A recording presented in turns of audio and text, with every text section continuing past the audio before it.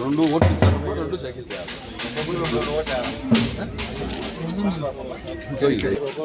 రెండు ఓట్లు ఇచ్చారు, రెండు సైకిల్ చేయాలమ్మా.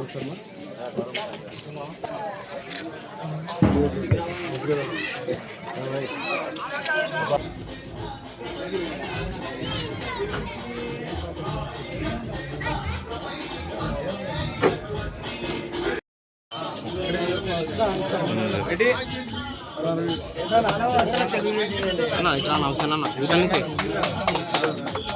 అన్న ఒక్క నిమిషం నా ముందర అన్న.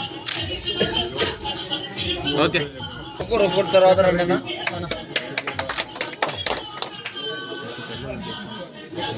నిలబడున్న లాస్ట్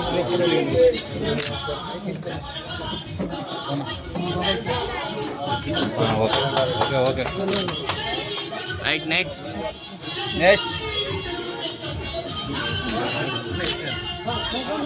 రైట్.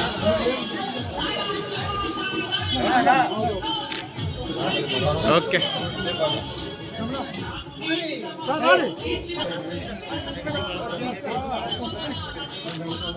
ఓకే ఎక్కువ పడతాను అవడం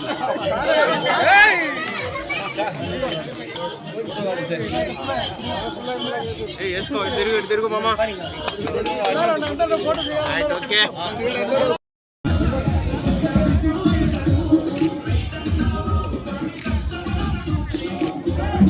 ఓకే రైట్ రైట్ రావాలన్నా. Señor,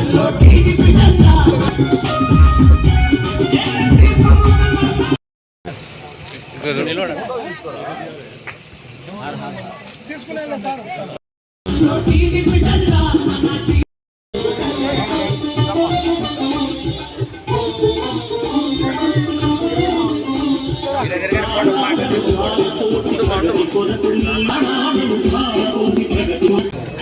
హృదయపూర్వకమైన నమస్కారాలు తెలియజేస్తా ఉన్నా. నంద్యాల నియోజకవర్గంలో చాలా చివరిన ఉండే గ్రామం, ముఖ్యంగా ఈ గ్రామం వ్యవసాయదాయక గ్రామం. ఎక్కువగా వ్యవసాయం చేసే రైతులు, వ్యవసాయ కూలీలుగా ఉండే ప్రాంతం ఈ ప్రాంతం. ఎక్కువగా నీటి ఆధారం మీద ఆధారపడిన గ్రామం. ఈ సంవత్సరం అయితే ఖరీఫ్ నీళ్ళు వచ్చినాయి కానీ రబీకి నీళ్ళు రాలేదు. ప్రభుత్వం ఎవరిని కూడా అప్రమత్తం చేయలే. ఖరీఫ్ నీళ్ళు వచ్చినాయి కానీ రబీకి నీళ్ళు వస్తాయా లేదని ఎక్కడ చెప్పలే. కలెక్టర్ గారు అయితే ఒకసారి స్టేట్మెంట్ ఇచ్చారు, వర్షాభావం వల్ల నీళ్ళు ఇస్తాము ఇవ్వము అని చెప్పడం జరిగింది.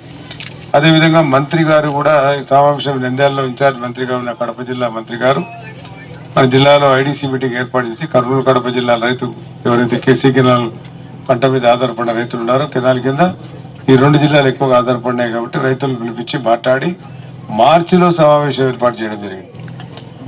ఇప్పుడు మామూలుగానే డిసెంబర్లో ఖరీఫ్ పంట అయిపోవడానికి వస్తే ముందు జనరల్గా రైతు కలెక్టర్ గారు, మంత్రి గారు ఎవరైతే జిల్లా మంత్రి లేకపోతే ఇన్ఛార్జ్ మంత్రి ఎవరు ఉంటాడో ఆ మంత్రి సమావేశాన్ని ఏర్పాటు చేసి వచ్చే రబీకి పన్నీళ్ళు ఇస్తామా లేదా అనే ఆలోచన చేయాల్సిన బాధ్యత ఉండేది. అదేవిధంగా డిసెంబర్లో నవంబర్లో నీళ్ళు కొంతవరకు పోయినాయి కానీ ఆ నీటిని నిల్వ చేసుకోకుండా నీటిని వృధా చేయడం జరిగింది.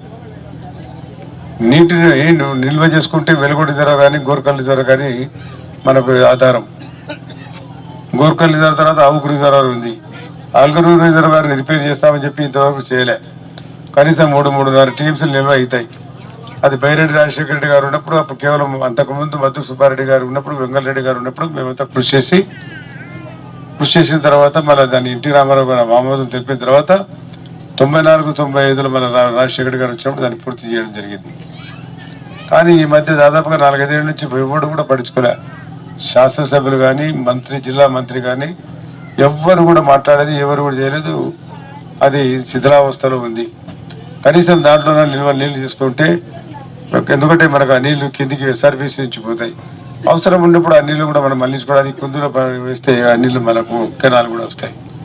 కానీ ఆ పని చేయకపోగా రైతులకు కూడా భరోసా కలిగేలే. మీరు పండించిన పంటకు ప్రభుత్వం గ్యారంటీ ఇస్తుంది అని చెప్పలే. రైతు పండించిన పంటకు ప్రభుత్వం ఎంఎస్పీ ఇవ్వాల్సిన అవసరం ఉంది, మినిమం గ్యారంటీ. అది జరగలే. ఇప్పుడు త్రాగునీటికి కూడా సమస్య వచ్చింది. చాలా అక్యూట్, చాలా సీరియస్ ప్రాబ్లం తాగునీటికి. దాన్ని నివారించాల్సిన బాధ్యత ప్రభుత్వానికి ఉంది. ప్రభుత్వం కూడా నిర్లక్ష్యం చేసింది. ఈ 6 నెలల నుంచి కూడా ప్రభుత్వం కూడా ఎన్నికల్లో పాల్గొని ప్రభుత్వం ప్రజలను కూడా పట్టించుకోలేదు. బట్ నీటి ఎద్దడి ఎంత ఉందో మీకు అందరికీ తెలుసు. గ్రామాల నుంచి వస్తూ ఉంటే ఖాళీ బిందెలు పట్టుకొని మహిళలు రోడ్ల మీద కానీ నయాలలో చూసాం. మహిళలు గుంతలు తొక్కుని గుంతలు నీళ్ళు తొక్క, ఆ నీళ్ళు కూడా వచ్చే పరిస్థితి లేదు. అమృత్ పథకం కంప్లీట్ చేసి ఉంటే వెలుగొండ రిజర్వాయర్లో ఉండే 3/4 టీఎంసీ ఇంకా 1/2 టీఎంసీ నీళ్ళ ఈ గ్రామాలకు సరిపోయేది. కానీ అది కూడా చేయలేకపోయినారు. అన్ని గ్రామాలు కూడా చేయలేకపోయినారు. ఆ చేయవలసిన బాధ్యత ఎవరిది? పార్లమెంట్ సభ్యుంది, లేకపోతే శాసనసభ్యుంది. మళ్ళీ దాన్ని పట్టించుకోకుండా ప్రజల ముందుకు పోయి గత 5 సంవత్సరాలు పట్టించుకోలేదు. మళ్ళీ మీరు ఎన్నికల ఓట్లేండి, మళ్ళీ ఇప్పుడైతే మళ్ళీ చేస్తామని చెప్పడం జరుగుతుంది. అది మీరు ఆలోచించుకోవాల్సిన అవసరం ఉంది. రైతుల సమస్యల గురించి కానీ, తాగునీటి సమస్యల గురించి కానీ, వ్యవసాయ విషయంలో కానీ ఈ ప్రభుత్వం ఏమైనా పట్టించుకుందా అని చెప్పి కేంద్ర ప్రభుత్వంతో కలిపి మనకు ఈరోజు దాదాపు 13,000 రూపాయలు ఇవ్వడం జరుగుతూ ఉంది. చంద్రబాబు నాయుడు గారు కేంద్ర ప్రభుత్వం ఇచ్చినా ఇవ్వకపోయినా నేను 20,000 రూపాయలు ఇస్తాను, కేంద్ర ప్రభుత్వం ఇచ్చిన 6,000, 7,000, 8,000 ఇచ్చినా మళ్ళీ దాంతో కలిపి నేను 20,000 ఇస్తాను రైతుకు ప్రతి సంవత్సరం అని చెప్పడం జరుగుతూ ఉంది. దాన్ని మనం గమనించాల్సిన అవసరం ఉంది. అదేవిధంగా ఈరోజు ఇందాక చెప్పారు బాలేశ్వరరెడ్డి గారు పెద్దలు, వారి ప్రధాన రైతులు వారు కూడా చెప్పడం జరిగింది. వారు కూడా మొదటి నుంచి కూడా ఆయనకు కూడా కొంచెం ఇరిగేషన్ మీద బాగా అవగాహన ఉంది. మనము ఈ ప్రాంతం రైతులను ఆదుకోవాలంటే ముఖ్యంగా ఏం చేయాలా? నీటి వ్యవసాయం ప్రాంతం మనది. 4 కెనాలు పోతున్నాయి కానీ ఎక్కడ నీళ్లు లేవు. కాబట్టి మనకు ఒక రోడ్డు వస్తూ ఉంది. ఇక్కడ నుంచి పోయే రోడ్డు దాదాపుగా చక్కగా మీకు ఎక్కడ కలుస్తుంది? ఆత్మకూరు దగ్గర నుంచి నందికొట్కూరు మీదుగా తీగల వంతెన అని చెప్పి కొల్లాపూర్ దగ్గర పోయి, కొల్లాపూర్ దగ్గర నుంచి కల్వకుర్తి దగ్గర పోయి హైదరాబాద్ దగ్గర కలుస్తుంది. దాన్ని తీగల వంతెన చేస్తాం, టూరిజం స్పాట్ చేస్తామని చెప్పడం జరిగింది. మాకు టూరిజం స్పాట్ ఏమవుతున్నాయన్నా, మాకు అలుగు కట్టండి. ప్రాజెక్ట్ ఇంతకుముందు సిద్ధేశ్వరం ఉంటే ప్రాజెక్టు మనమే చేతులారు చెడగొట్టుకుని రాయలసీమ వల్లమే. రాయలసీమకు సిద్ధేశ్వరం ప్రాజెక్ట్ ఎందుకు అనవసరంగా మన ప్రాంతాలన్నీ మునిగిపోతాయని చెప్పి దాన్ని మన ప్రజలను నమ్మించి మోసం చేసి దగా చేసి అది నాగార్జున సాగర్కి పోయి తీసుకుని అక్కడ కట్టుకోవడం జరిగింది. ఇది కూడా పోగొట్టుకుంటే నోట బట్టి పడుతుంది మనకు ప్రతి ఏ వంతెన కడతాం మాకు కానీ అది ముందు కట్టాల్సి కడకట్ట కట్టాలా. విజయవాడలో ఏ రకంగా కట్టారో కడకట్ట కడితే నీళ్ళు ఆదా చేస్తే కనీసం 60 TMC నీళ్ళు వస్తాయి. ఆ 60 TMC నీళ్ళు వస్తే రాయలసీమ ప్రాంతం కాకుండా కింది మద్రాసు ప్రాంతాన్ని కూడా తాగడానికి నీళ్ళు ఇవ్వచ్చు. ఈ సమస్యలన్నీ తీర్చాలంటే సమగ్రమైనటువంటి పరిపాలన దక్షత కలగాల. దానికి సమర్థవంతం అంటే ఇప్పుడు ముఖ్యమంత్రి గారు ఉన్నారు, ఒక్క పని చేయలే. దాని గురించి ఏ రోజు కూడా ప్రధానమంత్రి దగ్గరికి పోయి మాట్లాడలే.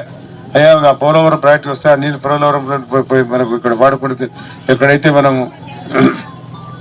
వాడుకుంటే నీళ్ళు ఏదైతే ఉన్నాయో నాగార్జున సాగర్లో ఆ వాటర్ కింద నాగార్జున సాగర్కి కూడా సీసాలు నిల్వ చేసుకుని ఆ 80 TMCలు మేము పోలవరంలో కింది ప్రాంతానికి ఇస్తాము, కృష్ణా జిల్లాకు కానీ అదేవిధంగా ఒంగోలు జిల్లాకు కానీ ఇస్తామని చెప్పి చెప్పలేలే. ఆయన కూడా ఎందుకు చెప్పాలంటే ప్రధానమంత్రితో భయం మళ్ళా, ఎందుకంటే ఆయన మీద కేసులు ఉంటాయి.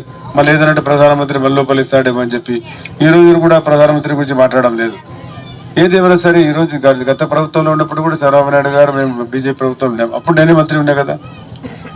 ఆ ప్రభుత్వంలో కూడా వాజ్పేయి గారు ఉన్నప్పుడు కూడా మేము మంత్రిగా చేసినప్పుడు కూడా సమర్థవంతంగా వాజ్పేయి గారు అయితే ఇంకా చెప్పడానికి వీలేదు.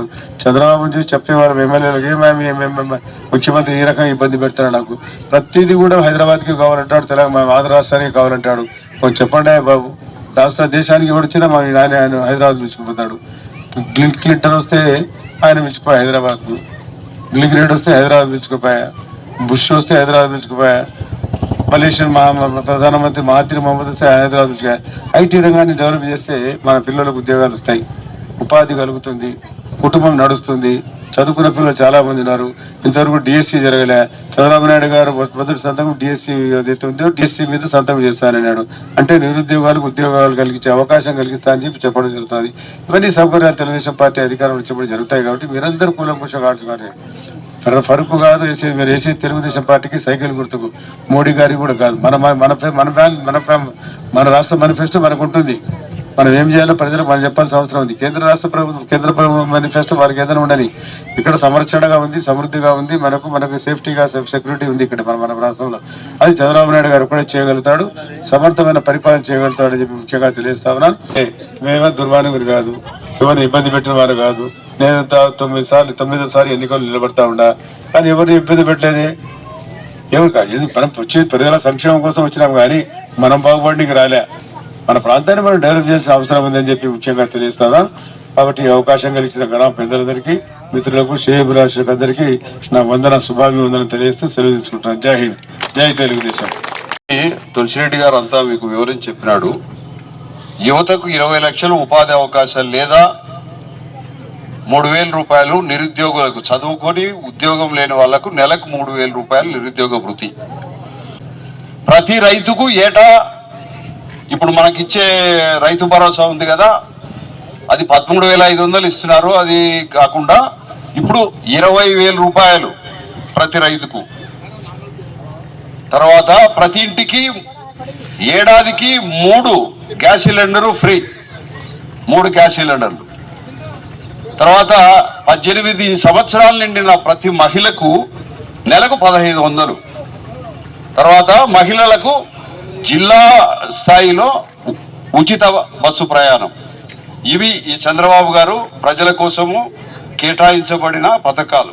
కాబట్టి దయచేసి మీరందరూ ఆడవాళ్ళు కానీ మగవాళ్ళు కానీ ఈసారి ఫరూక్ అన్నకు అవకాశం ఇచ్చి తెలుగుదేశాన్ని గెలిపించి చంద్రబాబు నాయుడిని ముఖ్యమంత్రి చేయాలని కోరుకుంటూ మీ అందరినీ ప్రార్థిస్తున్నాను.